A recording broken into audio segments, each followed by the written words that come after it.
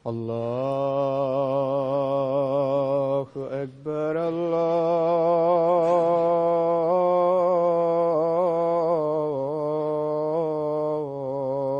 الله أكبر الله أكبر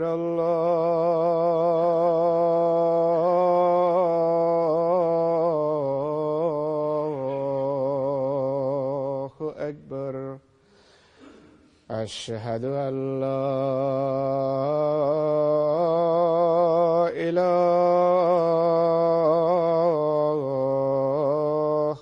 إلا الله.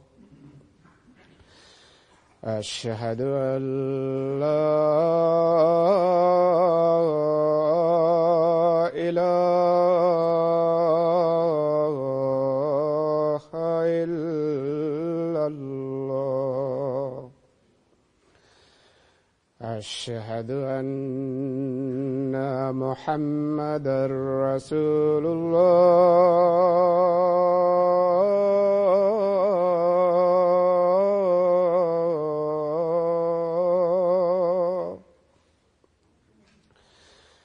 أشهد أن محمدًا رسول الله. حي على الصلاة.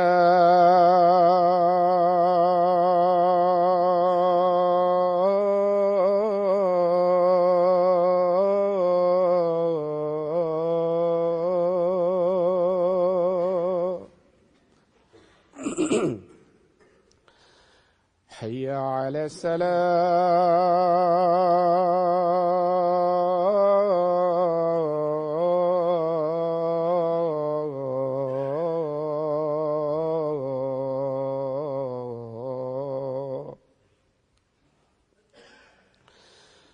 حي على الفلاح.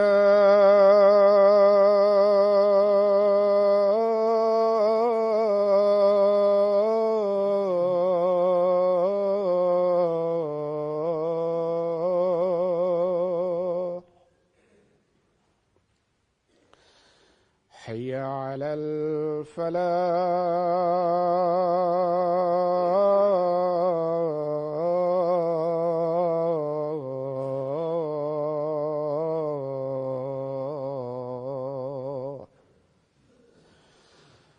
الله أكبر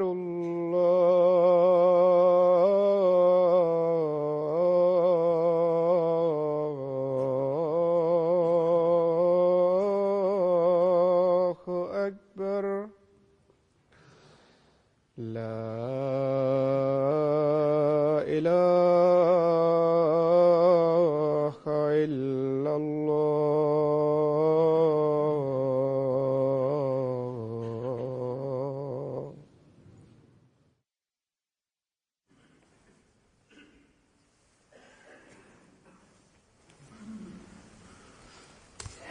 السلام عليكم ورحمة الله.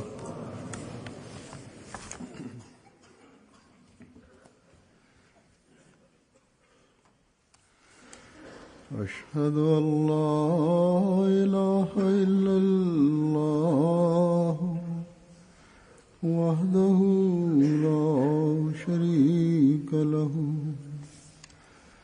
وأشهد أن محمدًا عبده ورسوله. أما بعد فأعوذ بالله من الشيطان الرجيم. بسم الله الرحمن الرحيم. الحمد لله رب العالمين. الرحمن الرحيم. مالك يوم الدين. إياك نعبد وإياك نستعين.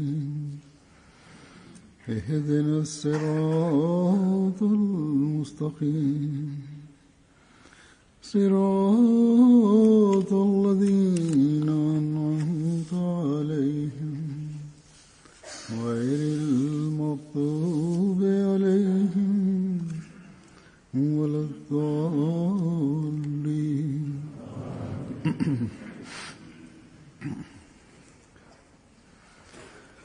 अल्लाह ताला कुरान करीम में फरमाता है अल्लाह ताला कुरान शरीफ में फरमाए थो कुंतुम खैरा उम्मतिन उखरिजत लिन्नास जो दूसरों की भलाई यानी तव्हां उहे माण्हू आहियो जेके ॿियनि जी भलाई ऐं फ़ाइदे जे लाइ पैदा कया विया आहियो। में से एक बहुत बड़ा ही मुसलमाननि जे कमनि मां हिकिड़ो तमामु वॾो कमु आहे दुनिया उनसे फायदा उठाए त दुनिया उन्हनि मां फ़ाइदो वठे, खैर और भलाई पहुंचे उन्हनि मां दुनिया खे ख़ैर ऐं भलाई पहुचे, शर न। इस वक्त पर दुनिया की जो हालत हिन वक़्तु इस पे हम देखते हैं दुनिया जी जेका हालत आहे कि मुसलमान इन ते असीं ॾिसूं था और ग्रोहों त मुसलमान हुकूमतुनि ऐं गिरोहनि दुनिया में ऐं तनज़ीमुनि फसाद बर्पा किया हुआ दुनिया में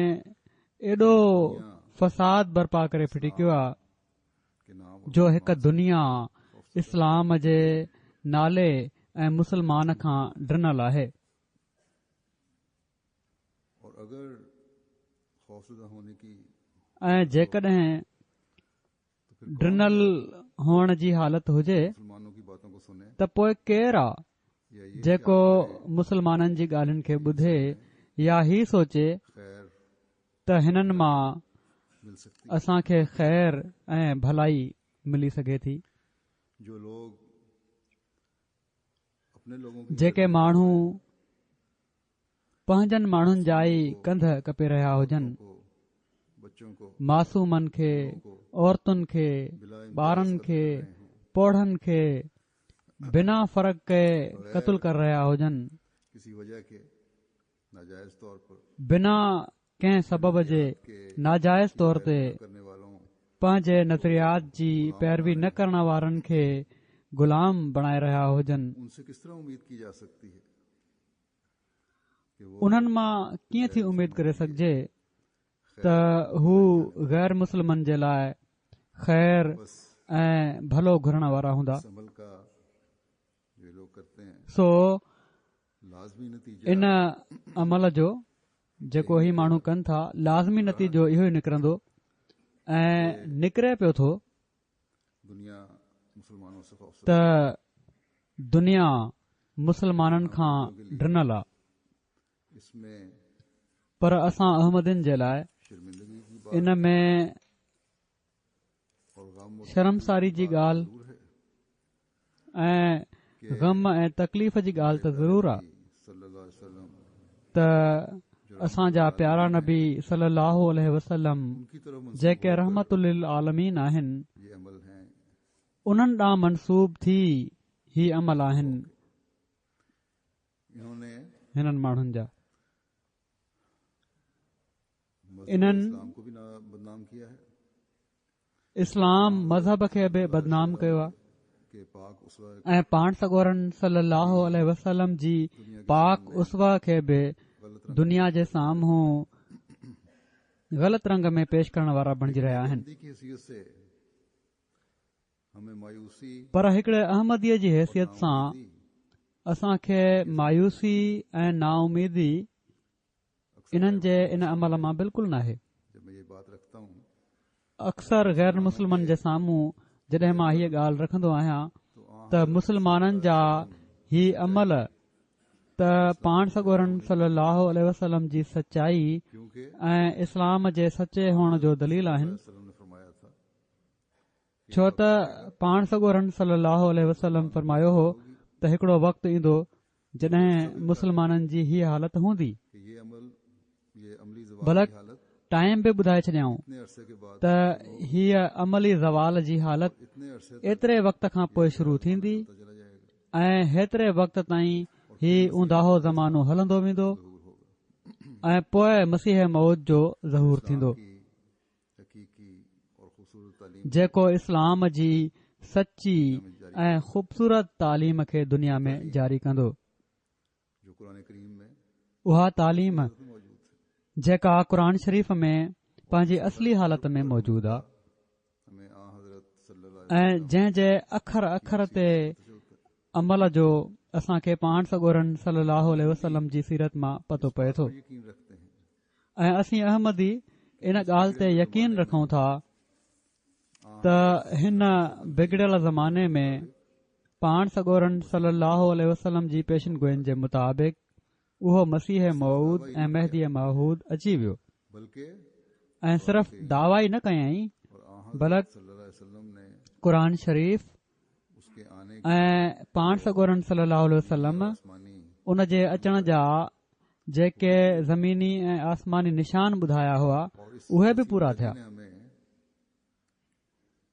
ऐं हिन मसीह ऐं मेहदी असांखे इस्लाम जी ख़ूबसूरत तालीम सां रोशनास करायो। असां जिन दिलनि खे रोशन कयईं।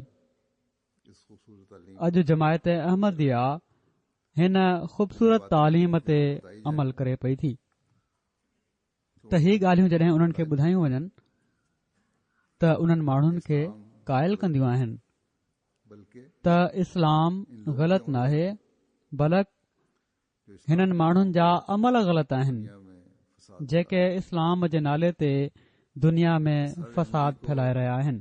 याद रखना चाहिए।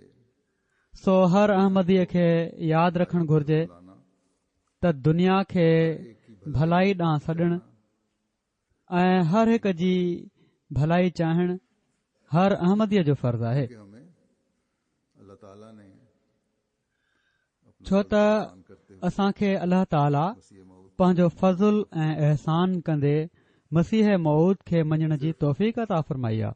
अमन से रहना ही हमारा काम नहीं है। सिर्फ़ अमुन सां रहण ई असांजो कमु नाहे, काम नहीं कंहिं फसादों से दूर रहना ही ख़राब कम खां रुकजण ई असांजो कमु नाहे, बल्कि फ़सादनि खां परे रहण ई असांजो कमु नाहे, बल्कि क्याम दुनिया में लिए भरपूर अमुन जो क़याम ऐं इन जे लाइ भरपूर कोशिश बि असांजो कमु आहे। कोशिश करना भी हमारा काम है। दुनिया खे बुराइनि खां रोकण जी कोशिश करण बि असांजो कमु आहे।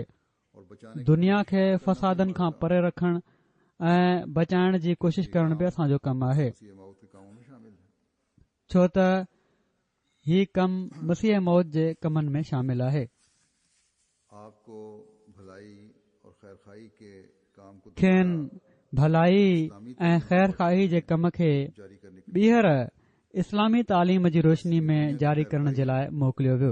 और हज़रत मसीह मऊद अलैहिस्सलाम की बैत सो हीअ दुनिया जी ख़ैर खाही ऐं हज़रत मसीह मऊद अलैहिस्सलातु वस्सलाम जी बैत ऐं ख़ुदा ताला जो हुकुम असां खां हीअ तक़ाज़ा कनि था त असीं दुनिया को मैदान अमल में अचूं और भलाई ऐं पहुंचाने दुनिया खे ख़ैर और शर को दूर करने ऐं भलाई पहुचाइण ऐं शर खे ख़तमु करण जी भरपूर कोशिश कयूं। को भी खैर खा है।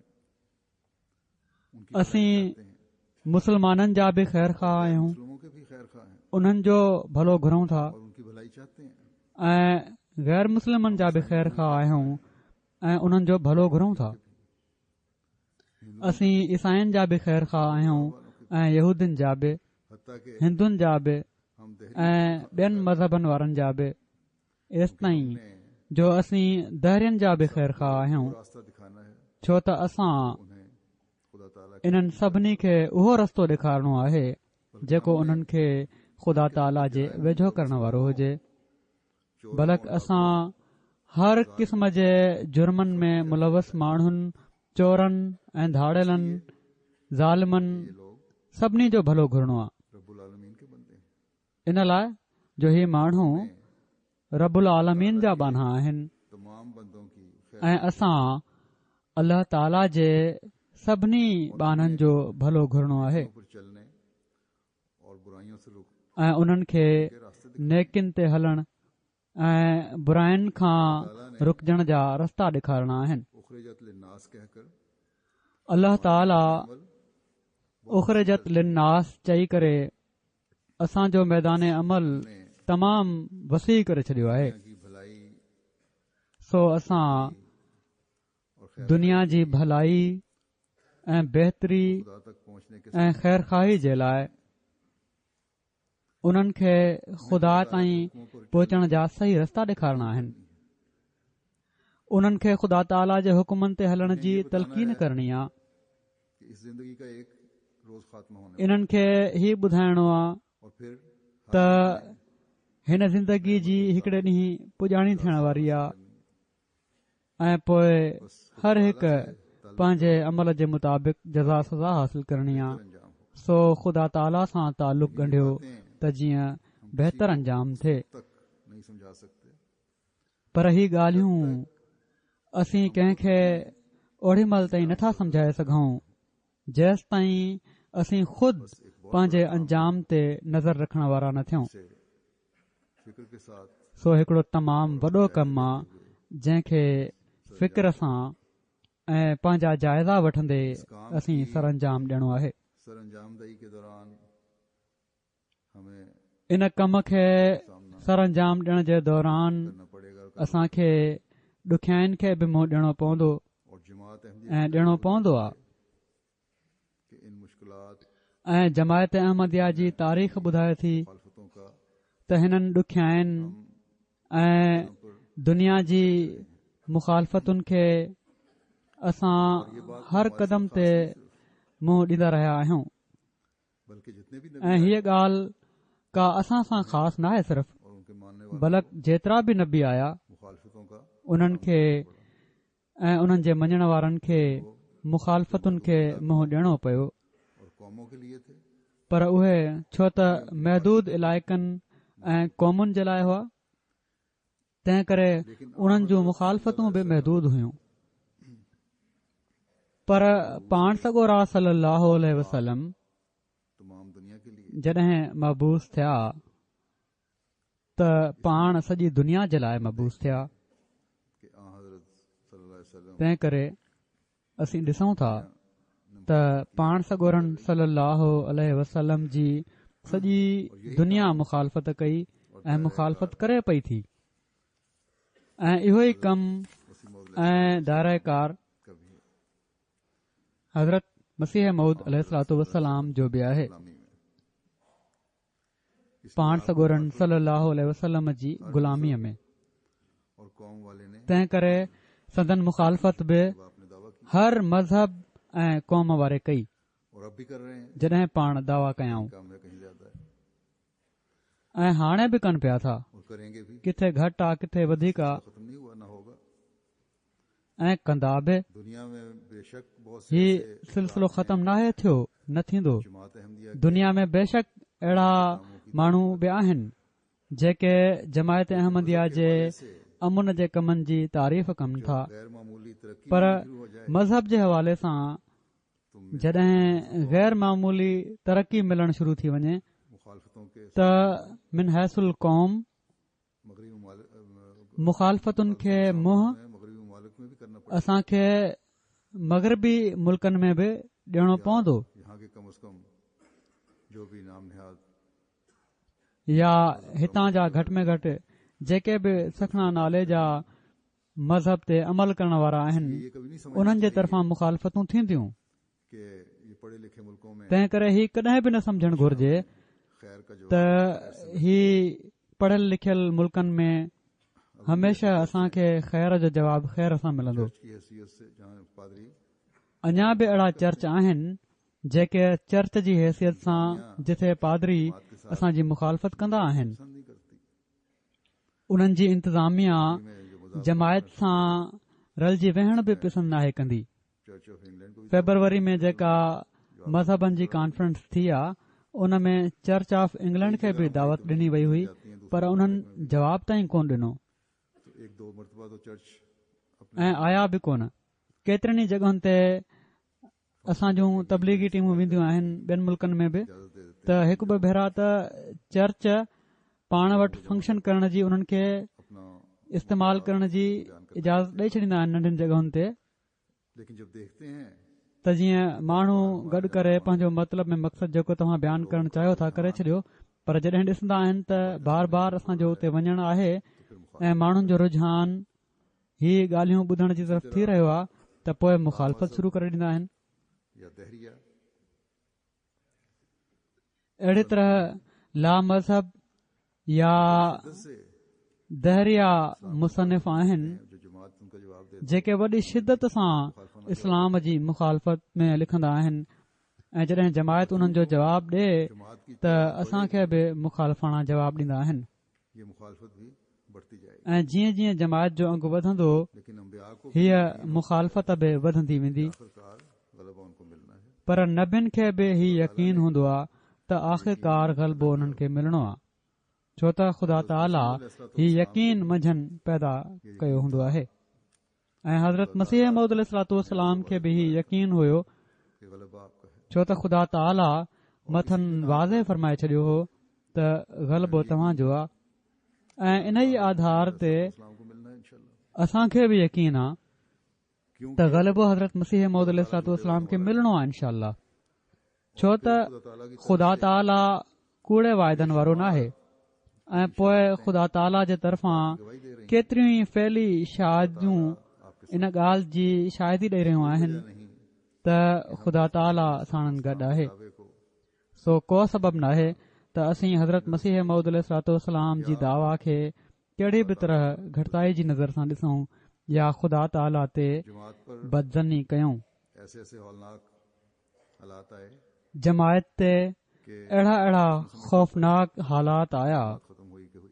जो दुश्मन सम्झे पियो मगर त हाणे त जमायत बस ॼाण ख़तम थी. कि दुश्मन इन हालात में पर नतीजो कहिड़ो निकितो ताकतों के बावजूद त दुश्मन इन्हनि हालात में पंहिंजी समूरिन ताक़तुनि जे बावजूद नाकाम थियो हालात से ऐं जमायत अल्लाह ताला जे फज़ल सां कामयाब थी निकिती अहिड़े हालात मां.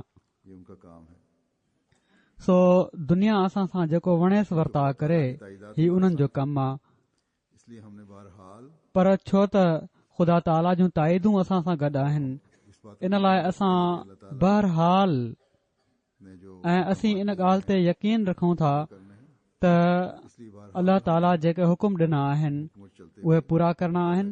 तंहिं करे बहरहाल असां इन्हनि हुकुमनि ते हलंदे अल्लाह ताला जे इन हुकुम ते बि अमल करणो आहे हुए ऐं दुनिया जो अपने काम ख़ैर घुरंदे आगे बढ़ाते चले. पंहिंजे कम खे अॻिते वधाईंदे वञणो आहे. जज्बात तमाम दुनिया के लिए नेक जज्बात असांजा जज़्बात सॼी दुनिया जे लाइ नेक जज़्बात हुअणु घुर्जनि एक हैं. ऐं असांजा जज़्बात नेक आहिनि.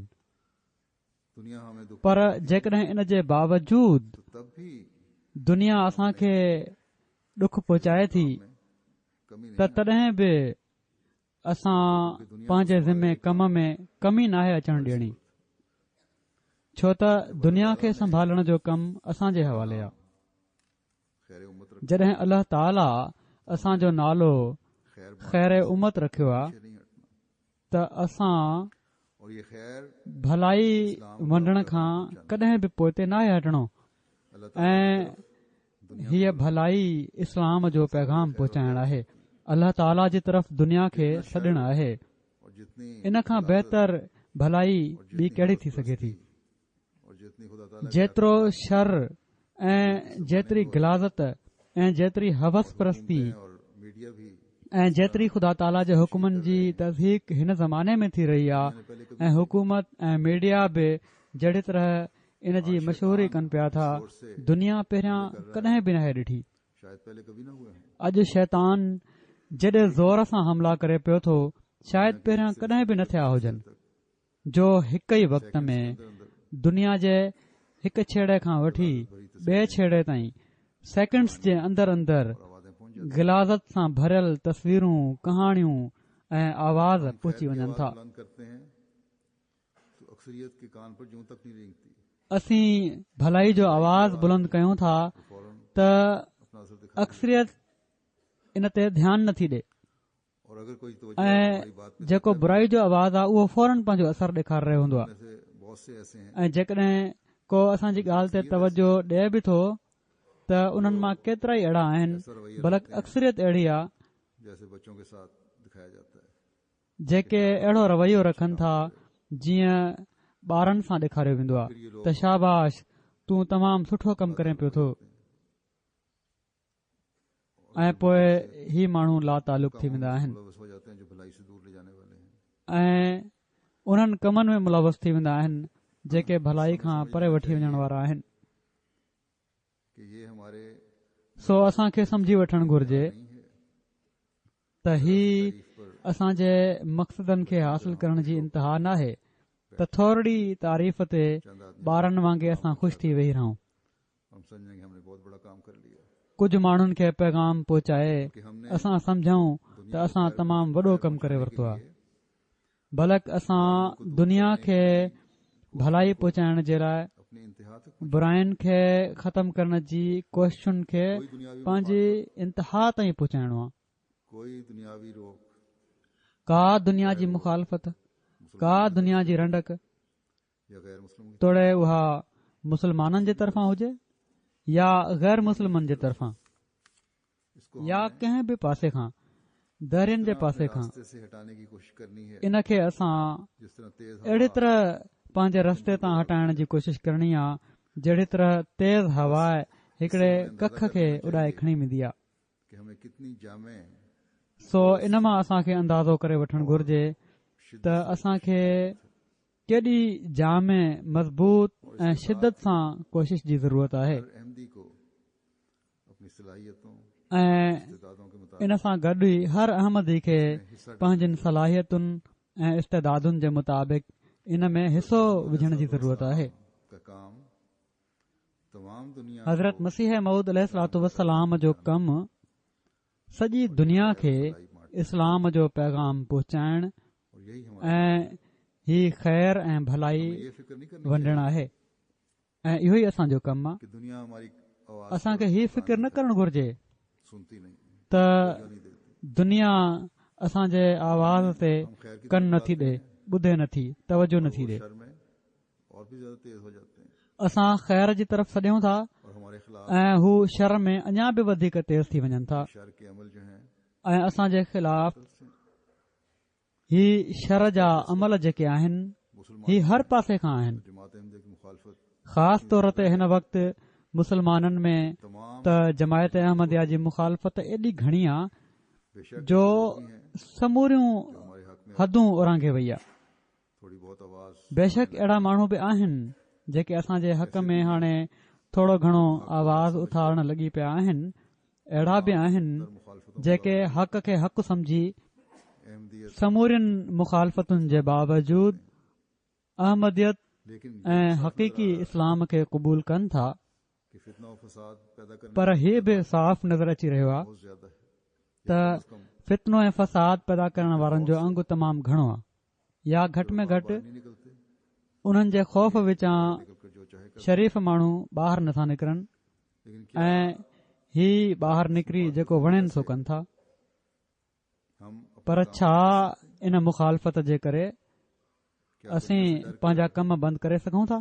खुदा ताला के इस हुक्म छा दुनिया खां डिॼी फैलाओ ख़ुदा ताला जे इन हुकुम त भलाई खे फैलायो इन खां पोइ ते हटी सघूं था?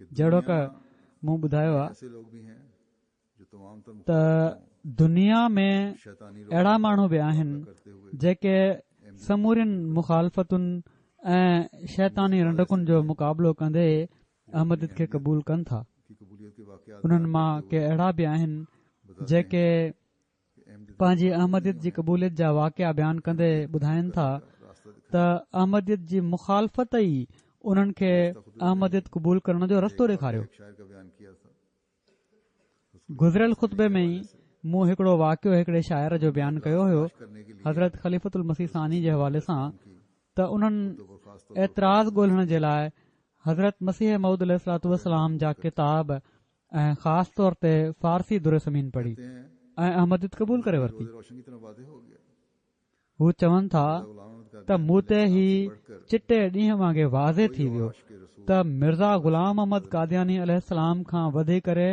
ॿियो को रसूलुल्लाह सल्लल्लाहु अलैहि वसल्लम जो आशिक नज़र नथो अचे। हम जब शर के बदले सो असीं इन यकीन ते क़ाइमु आहियूं त असीं जॾहिं शर जे बदिले में ख़ैर पहुचाईंदासीं टपकेंगे त इन्हनि माण्हुनि मां पोइ प्यार बि मिलंदो और ये लोग मसीह मोहम्मदी की गुलामी में आ जाएंगे। ऐं ही माण्हू मसीह मुहम्मदीअ जी ग़ुलामीअ में अची वेंदा। तो ये तालीम दी है असांखे हज़रत मसीह मऊद अलैहिस्सलातु वस्सलाम त हीअ तालीम ॾिनी आहे त दुश्मननि जे लाइ बि दुआ कयो उन्हें खैर पहुंचाओ ऐं उन्हनि जे लाइ भलो घुरो ऐं उन्हनि खे ख़ैर पहुचायो। आप जानते हैं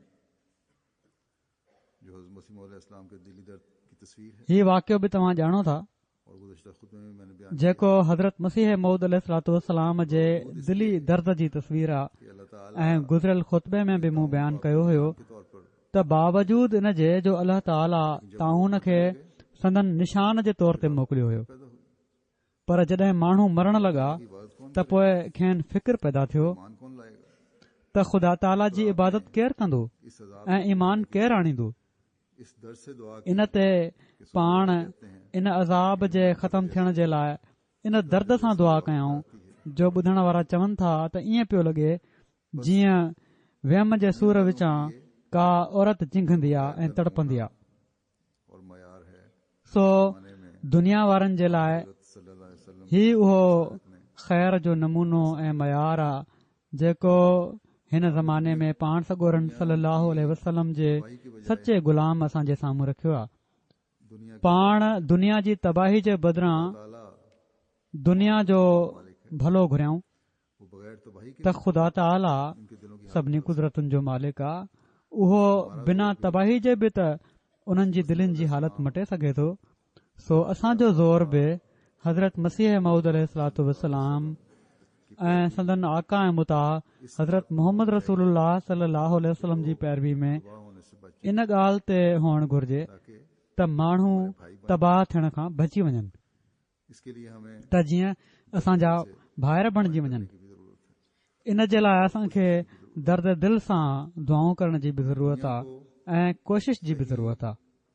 रूहानी रास्तों की रहनुमाई असां दुनिया जी सही वापस रूहानी रस्तनि ॾांहुं रहनुमाई करे ये भी बता दूं उन्हनि जी दुनिया ऐं आख़िरत सुधारणी आहे। रहनुमाई करके हमने दुनिया को हीअ बि ॿुधाए छॾियां सही त रूहानी रहनुमाई करे मादी असां और खैर दुनिया खे सही रस्तनि ते त हलाइणो ई आहे, मादी मदद ऐं ख़ैर बि असांजे ज़िमे लॻायो वियो आहे सिर्फ ऐं क़ुर शरीफ़ में इन जे बारे में बि हुकुम आहिनि। सिर्फ अपनों के भूख नंग और बीमारियों सिर्फ़ पंहिंजनि जे लाइ ख़ैर जा इंतज़ाम नाहिनि करणा, बल्कि गैर सिर्फ़ पंहिंजनि जी बुख ओघड़ ऐं बीमारियुनि खे ख़तम करण जी कोशिश नाहे करणी, इस वक्त बल्कि गैरनि ऐं हर ज़रूरतमंद जे लाइ असांजी कोशिश हुअणु घुर्जे। लेकिन एक बात मेरे हिन वक़्तु मज़मून त तोड़े रूहानी ख़ैर जो ई वधीक आहे, पर हिकिड़ी ॻाल्हि मुंहिंजे इल्म में आई आहे, तुर्की और लबनान तंहिं करे हिते उनजो बि बयानु करे थो छॾियां। कुझु ॾींहं पहिरियां तुर्की ऐं लुबनान वग़ैरह में से आए हुए असांजा हिकिड़ा अहमदी हितां विया कि जेके उते पाड़ेसरी अरब मुल्कनि मां आयल पनाह वठंदड़नि जी ज़रूरतुनि जो जाइज़ो वठण जे लाइ विया हुआ, छो त काफ़ी ख़राब हालत आहे उते उन्हनि माण्हुनि जी बि, खुराक की भी कमी है और दूसरी चीजों की खुराक जी बि कमी आहे ऐं ॿियनि शयुनि जी बि ज़रूरत आहे उन्हनि खे, कपिड़नि वग़ैरह जी बि। अहिड़ी तरह ॿारनि जी तालीम वग़ैरह मुतासिर थी रही आहे। चैरिटी ऑर्गेनाइजेशन त बहरहाल पूरी करने की कोशिश मुख़्तलिफ़ लेकिन कमी चैरिटी ऑर्गेनाइज़ेशन्स आहिनि जेके उन्हनि जूं ज़रूरतूं पूरियूं करण जी कोशिश कनि पियूं थियूं, पर कमी उते तमामु घणी आहे। उते कंहिं हीउ बि एतिराज़ कयो अहमदीअ यूरोप वालों की मदद क्यों करती त जमायत अहमदिया सिर्फ हमारी यूरोप वारनि जी मदद छो थी करे, इस शख्स का इशारा सिर्फ़ असांजी मदद करणु घुर्जे। यूरोप में जो हम चैरिटीज को रकम देते हैं उसकी तरफ इन शख़्स जो इशारो ग़ालिबन तो यहाँ यूरोप में जेके असीं चैरिटीज़ खे रक़म ॾींदा आहियूं उन जी तरफ़ हुयो त हिते बि इन क़ुरानी हुकुम जे मुताबिक़ इहो ई जवाबु आहे हमने त रूहानी ऐं मादी मदद बिना कंहिं फ़र्क़ जे असां हर हिकु जी करणी आहे। तो ये नहीं फरमाया अल्लाह ताला फरमायो आहे त बुखायल खे खाधो खारायो, कि वो खाना खिलाओ त हीउ न फरमायो अथई त अहमदी बुखायल खे या मुस्लमान बुखायल खे खाधो खारायो, बल्कि हर बुखायल खे खाधो खारायो। जरूरत मिसकीन जी ऐं ज़रूरतमंद जी हमारा फर्ज है, ज़रूरत पूरी कयो। हर मिस्कीन और हर जरूरतमंद की जरूरत पूरी करें।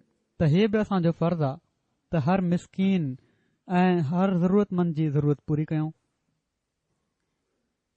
ये तमाम फ़राइज़ हमने अदा करने हैं और एक मोमिन से ही समूरा फ़र्ज़ असां अदा करणा आहिनि जेब नहीं देती, ऐं हिकिड़े मोमिन खे अहिड़े क़िस्म जूं ॻाल्हियूं ज़ेब नथियूं ॾियनि बल्कि मोमिन त हू इहो एतिराज़ करे त फलाणे खे छो ॾिनो ऐं फलाणे खे न ॾिनो, खिदमत करे। बल्कि मोमिन जे फ़र्ज़नि में दाख़िल आहे इससे यहाँ त बिना फ़र्क़ जे हर हिकु जी ख़िदमत करे। इसमें से ॿियो हिते जेका असीं चैरिटी वॉक वग़ैरह कंदा आहियूं और यही इन में बि गैर काफ़ी वॾे अंग में हिसो वठंदा आहिनि वो लोग भी हमारी चैरिटीज में ऐं इहे ई रक़मूं आहिनि जेके चैरिटीज़ खे बि ॾिनियूं वेंदियूं आहिनि। जब आते हैं उहे माण्हू बि असांजी चैरिटीज़ में हिसो विझंदा आहिनि यहाँ की जॾहिं ईंदा आहिनि त भी हक बनता है। इन लिहाज़ खां इंसानियत के लिए जो वो काम हितां जी मुक़ामी चैरिटीज़ जो बि हक़ बणिजे थो त इंसानियत जी ख़िदमत जे लाइ जेके हू कमु कनि पिया था असां बि उन्हनि सां गॾु इन में शामिल थी वञूं।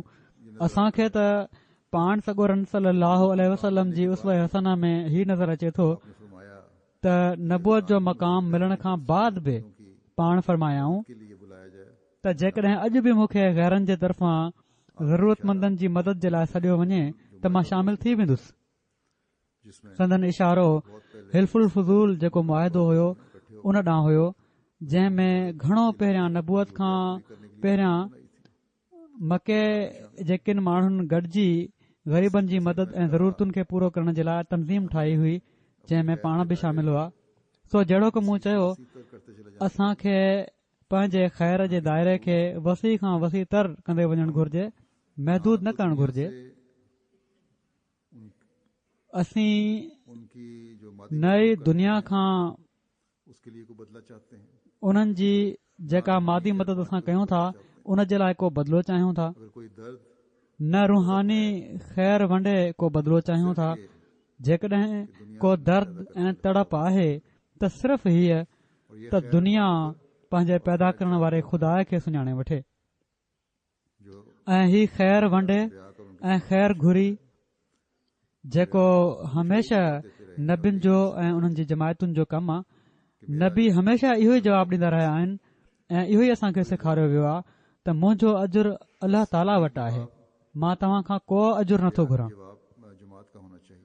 सो इहो ई जवाबु नबियुनि जी जमायत जो हुअणु घुर्जे अंबिया जब खैर बांट कर फिर ये ऐं साण ही बि ज़हन में रहे अजर त नबी जॾहिं ख़ैर वंडे पोइ ही चवंदा आहिनि त मुंहिंजो अजुर अल्लाह ताला वटि आहे त हिकिड़ो तमामु वॾो अंगु पोइ बि बस हमें भी ये सोच लेना नबीअ जी दुश्मनी में वधंदो वेंदो आहे। हमें सो असांखे बि ही सोचे वठणु घुर्जे हमारे जो बद त हिन ख़ैर जो बदिलो असांखे असांजा जेके बदफितरत मुखालिफ़ आहिनि उन्हनि जे तरफ़ां नुक़सान ऐं दुश्मन जी सूरत में मिली सघे थो लोग तो हमें इस तरह देखते हैं ऐं मिलंदो बि आहे। जैसे शेर बकरी को भला के माण्हू त असांखे ईअं ॾिसंदा आहिनि हमारा तो जीअं शींहं बकरी खे ॾिसंदो आहे त कीअं शिकार खे मुंहुं फासायो आहे।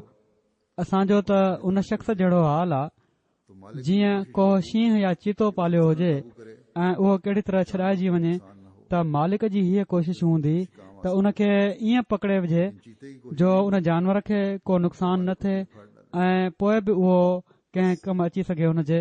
पर चीते जी कोशिश इहा ई हूंदी त हू मालिक खे चीरे फाड़े विझे। लोग हैं सो पाकिस्तान ऐं किन मुल्कनि में अहिड़ा माण्हू आहिनि, बल्कि समूरा मौलवी ऐं उन्हनि जे असर हेठि अहिड़ा माण्हू आहिनि जेके असां ॾांहुं कूड़ मनसूब करे असांखे चीरण फाड़ण चाहिनि था। कि ये किसी तरह बच जाए। पर असांजी हीअ कोशिश आहे त ही कहिड़ी तरह बची वञनि इन लोगों की ऐं ख़ुदा ताला जी पकड़ में न अचनि। किसी जाती वजह से नहीं है। हिननि माण्हुनि जूं मुखालफ़तूं असां सां कंहिं ज़ाती सबबु करे न आहिनि। क्या मिलती रहती हैं। मुख़्तलिफ़ अहमदिन खे मुख़्तलिफ़ जॻहुनि ते रोज़ानो धमकियूं मिलंदियूं रहंदियूं आहिनि त असां तव्हां सां ही करे छॾींदासीं ऐं हू करे छॾींदासीं। तंहिं करे बहितर ही आहे त अहमदियत खां तौबा करे असां सां शामिल थी वञो। से हैं किसी की जात से नहीं। त इन्हनि जूं दुश्मनियूं और अहमदियत से दुश्मनी अहमदियत सां आहिनि, कंहिंजी ज़ात सां न आहिनि। नजर आ रहा है। ऐं अहमदियत सां दुश्मनी जो सबबु हीउ आहे त उन्हनि खे साफ़ नज़र अची रहियो आहे त अहमदियत जी तरक़ी इन्हनि जे ज़ाती मफ़ादनि की तरफ रुझान ऐं माण्हुनि जे उन्हनि जी तरफ़ रुझान जो ज़वाल आहे। ये अहमदियत तरक्की करती जाएगी। इन लोगों जीअं जीअं अहमदी तरक़ी कंदा वेंदा या अहमदियत तरक़ी कंदी वेंदी, हिननि माण्हुनि जो ज़वाल थींदो वेंदो। कर रही है हिननि माण्हुनि खे नज़र अची रहियो आहे त जमायत जहिड़ी तरह तरक़ी करे रही आहे, सुभाणे असां ते कब्ज़ो करे वठंदी। या उन मुमालिक में ऐं जहिड़ो की मूं पहिरियां चयो हुयो त हिननि मुल्कनि में जेके मग़रबी मुल्क आहिनि या हिननि मुल्कनि में जेके उन्हनि जे असर हेठां आहिनि, जमायत जी तरक़ी जमायत जे ख़िलाफ़ मनसूबाबंदी जी तरफ़ वठी वेंदी। इन्हनि जे ख़्याल में शायदि जमायत अहमदिया हुकूमतुनि ते कब्ज़ो करणु चाहे थी। करने वाला नहीं फैला, हालांकि जमायत अहमदिया जो फैलाउ हिननि मुल्कनि ते कब्ज़ो करण वारो नाहे फैलाउ, बल्कि इन्हनि में पहिरियां खां वधी करे अमुन ऐं सलामती खे क़ाइमु करण जो ज़रियो बणिजंदो। जो मुसलमानों को मुसलमान मुल्कनि में बि के गुलाम असीं जेको मुसलमाननि खे पाण सॻोरन सल्लल्लाहु अलैहि वसल्लम जे सचे ग़ुलाम सां ॻंढिजण जो चऊं था त उन्हनि जी दुनिया जी तकलीफ़ुनि ऐं फसादनि खे ख़तमु करण जे लाइ बाकी मज़हब के लोगों को भी हम ऐं उन्हनि जे बहितर अंजाम जे लाइ, अहिड़ी तरह दुनिया जे बाक़ी मज़हबनि खे बि असीं दुनिया पर ख़ुदा ताला जे ॾमर खां बचाइण चाहियूं था।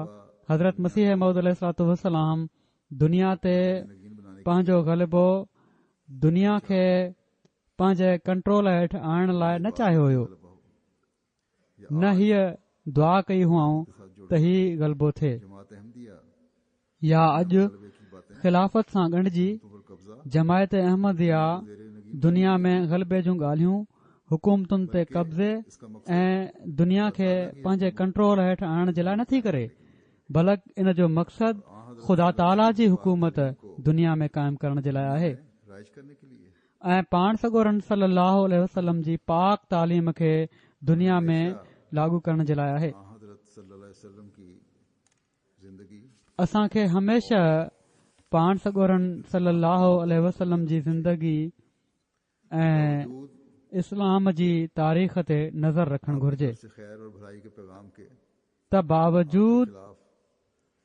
पाण सॻोरन सल्लल्लाहु अलैहि वसल्लम जे तरफ़ां ख़ैर ऐं भलाई जे पैगाम जे दुश्मनी के बजाय संदन ख़िलाफ़ ऐं संदन असाबनि जे ख़िलाफ़ दुश्मनी जा भभड़ ॿारिया विया, कौम के लिए जंगियूं मढ़ियूं वयूं, पर पाण सॻोरन सल्लल्लाहु अलैहि वसल्लम कौम जे लाइ हिदायत ऐं रहम ई घुरियो कि दुनिया को आपसे खैर ही मिले, ऐं वधि में वधि कोशिश कयाऊं त दुनिया खे वो भी मजबूरी की सूरत में उन्हनि खां ख़ैर ई मिले ऐं जंगियूं जेकॾहिं विढ़ियाऊं त उहे बि मजबूरी जी सूरत में के लिए ऐं हर क़िस्म जे ज़ुल्मनि खां बचंदे सिर्फ़ दिफ़ा जे लाइ ऐं इस्लाह जे लाइ, नतीजा था ऐं हीअ बि हिकिड़ी तरह सां हिननि माण्हुनि जी भलाईअ जे लाइ जेको आख़िरी नतीजो हुयो बावजूद इसके उहो ख़ैर खे हासिल करण ई हुयो। अपने हज़रत इस्माइल की औलाद बावजूद इन जे हज़रत इसहाक की जॾहिं असीं ॾिसूं था मसलन तौरात में और यूहूद हज़रत इस्माइल जी औलाद जे ख़िलाफ़ हज़रत इसहाक जी क़ौम जी मुखालफ़त जो ज़िक्र मिले थो बावजूद इसके ऐं यहूदिन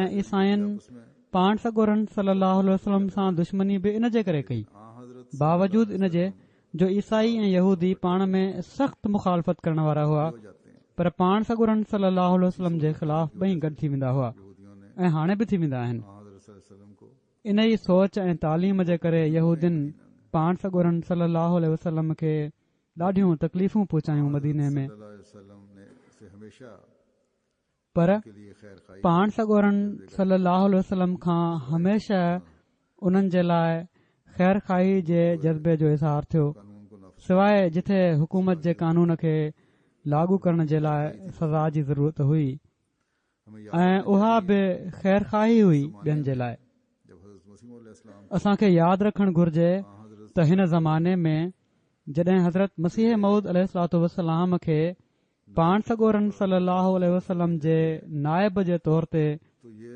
तकलीफों ऐं दुश्मनियों हिकिड़े ख़ासि तालुक़ सां मोकिलियो वियो आहे, त ही तकलीफ़ुनि ऐं दुश्मनियुनि जो तालुक़ साणनि बि क़ाइमु थींदो जो हज़रत मसीह थियणु ज़रूरी हो ऐं आहे। हमने मुखालफत सो असीं करना है जेके हज़रत मसीह मऊद अलैहिस्सलाम जी बैत में अचण वारा आहियूं, असां इन्हनि मुखालफ़तुनि खे बि मुंहुं ॾियणो आहे इस सब ऐं ॾियूं पिया था। हज़रत सल्लल्लाहु अलैहि वसल्लम के पर इन सभ जे बावजूद पाण सॻोरन सल्लल्लाहु अलैहि वसल्लम जी उसवा ते हलंदे असीं दुनिया जो ख़ैर ऐं भलो ई घुरणो आहे। ही ॻाल्हियूं ॿुधी शायदि किन ज़हननि में ही ख़्यालु पैदा थिए त मुखालफ़तूं ई शायदि हमेशह असां सां लॻियूं पयूं हूंदियूं। अहिड़ी ॻाल्हि बि नाहे। मां पहिरियां बि ॿुधायो हुयो त ग़लबे जा वाइदा हज़रत मसीह मऊद अलैहिस्सलाम सां आहिनि ऐं ही ग़लबो अल्लाह ताला जे फज़लनि सां मिलणो आहे इनशा अल्लाह। दुनिया जे सबबनि ते भरोसो करे न, ऐं दुनियादारनि ते भरोसो करे बि असीं कहिड़ी बि तरह पंहिंजे कम खे पूरो नथा करे सघूं। असीं दुनियादारनि ते भरोसो करे बि कहिड़ी तरह सघूं था, छो त ख़ैर उम्मत त असांखे चयो वियो आहे असां ख़ैर विराइणो आहे, असां ख़ैर वठणो न आहे। सो जहिड़ो क मूं चयो त ख़ुदा ताला जे फज़लनि सां ई ग़लबो मिलणो आहे, त उन्हनि फज़लनि खे हासिल करण जे लाइ असांखे कोशिश करणी पवंदी ऐं इन जे लाइ अल्लाह ताला जेको असांजे ज़िमे कमु लॻायो आहे उनखे इंतिहा ताईं पहुचाइण जी कोशिश करणी पवंदी। असां जेको कुझु करणो आहे पंहिंजी कोशिश ते इन्हिसार कंदे ऐं अल्लाह ताला जे फज़लनि खे हासिल कंदे करणो आहे। ॿियनि ते इन्हिसार या दुनिया जी ताक़तुनि ते कंहिं बि क़िस्म जो भरोसो असांजो ज़वाल आहे। हीउ यादि रखणु घुर्जे। ख़ुदाई जमायतूं दुनिया जी ताक़तुनि खां मदद न आहिनि वठंदियूं। असां जूं कोशिशूं कहिड़ियूं आहिनि जिन सां असीं कामयाबियूं हासिल करे सघूं था। हीउ उहो ख़ैर जो पैगाम आहे जंहिं जे बारे में पहिरियां मां ॻाल्हि करे चुको आहियां, जेको हर तबिके जे माण्हुनि में हर तबिके जे अहमदीअ फैलाइणो आहे ऐं इन जी ज़रूरत आहे। तबलीग जे कम में पंहिंजो पाण खे विझणो आहे। मज़दूर आहे, वापारी आहे, डॉक्टर आहे, वकील आहे, साइंसदान आहे, उस्ताद आहे, ॿियो ज़िमेदार आहे, हर हिक खे हिकमत सां ही ख़ैर खाही जो पैगाम पंहिंजे पंहिंजे तबिके में पहुचाइण जी ज़रूरत आहे त जीअं दुनिया खे अहमदियत ऐं हक़ीक़ी इस्लाम जो पतो पए। ऐं इन खां पहिरियां जो दुनिया में ॿियनि जॻहुनि ते जिथे अञा मुखालफ़त कान्हे अहमदियत जे ख़िलाफ़ मुखालफ़तुनि जा ॿिज पोखिया वञनि या उसरनि, असां जूं पाड़ूं उते मज़बूत थी वञनि।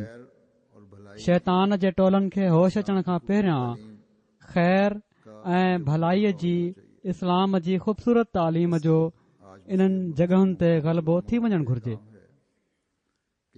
सो अॼु मसीह मुहम्मदीअ जे ग़ुलामनि जो ई कमु आहे त हिकमत ऐं महिनत सां अल्लाह ताला जे फज़लनि खे हासिल कंदे ख़ैर ऐं भलाई जी इस्लामी तालीम खे हर दिल में खोड़े छॾनि ऐं इन जे लाइ भरपूर कोशिश कनि। इन जे लाइ दुनिया में हर हंधि दायाने अल्लाह जे अंग खे वधाइण ऐं फ़ाल करण जी ज़रूरत आहे। अल्लाह ताला जमायत जे माण्हुनि खे बि ऐं जमायती निज़ाम खे बि इन तरफ़ तवजो ॾियण जी भरपूर तौफ़ीक़ अता फ़रमाए।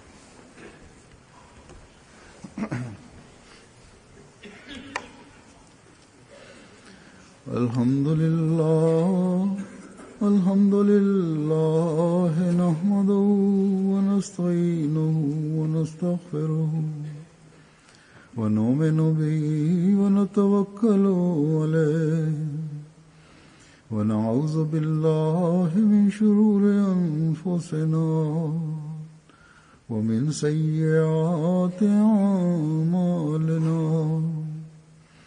मन यहदिहिल्लाहु फला मुदिल्ल लहु व मन युद्लिल्हु फला हादिय लहु व नशहदु अन ला इलाहा इल्लल्लाह ونشهد أن محمدا عبده ورسوله